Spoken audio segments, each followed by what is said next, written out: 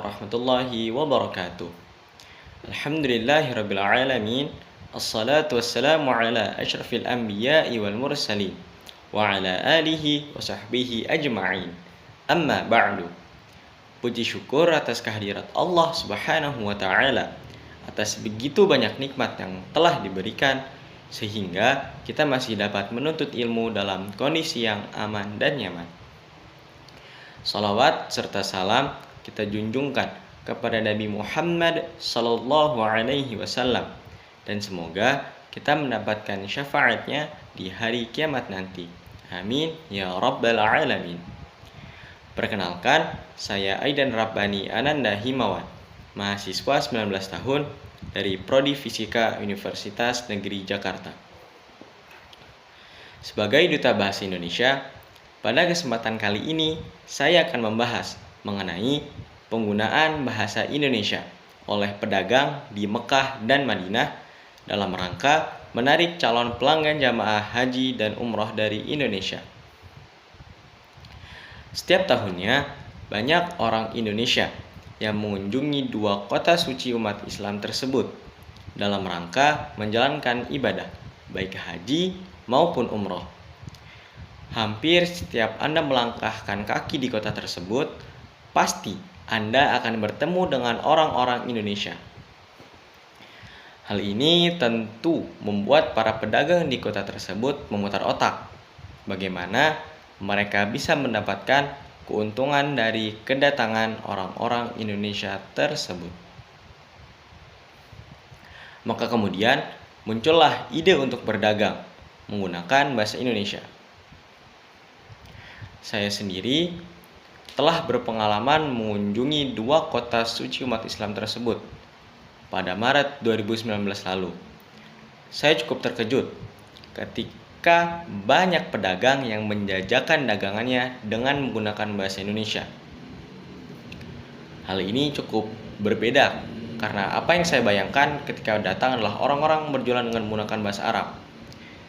Ada satu hal yang cukup memalukan menurut saya, yaitu ketika saya mencoba berbicara dengan mereka menggunakan bahasa Inggris, yang dimana kita tahu bahasa Inggris adalah bahasa internasional.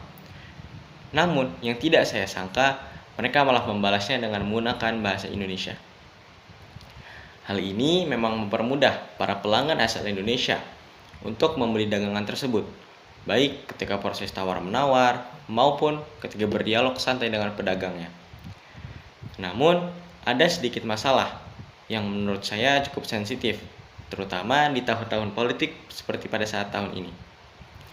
Para pedagang sering menjajakan dagangannya dengan menyebut nama-nama tokoh politik di Indonesia, yang dimana tokoh-tokoh tersebut dikenal dengan melekat dengan keisaan Islami.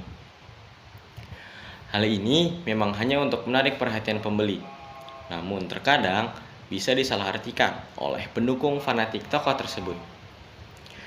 Hal ini akan menimbulkan kesan bahwa tokoh yang mereka dukung dikenal dan dianggap hebat oleh orang-orang Arab. Padahal mereka hanya menyebutkan tokoh yang terkenal dan sering disebut di media.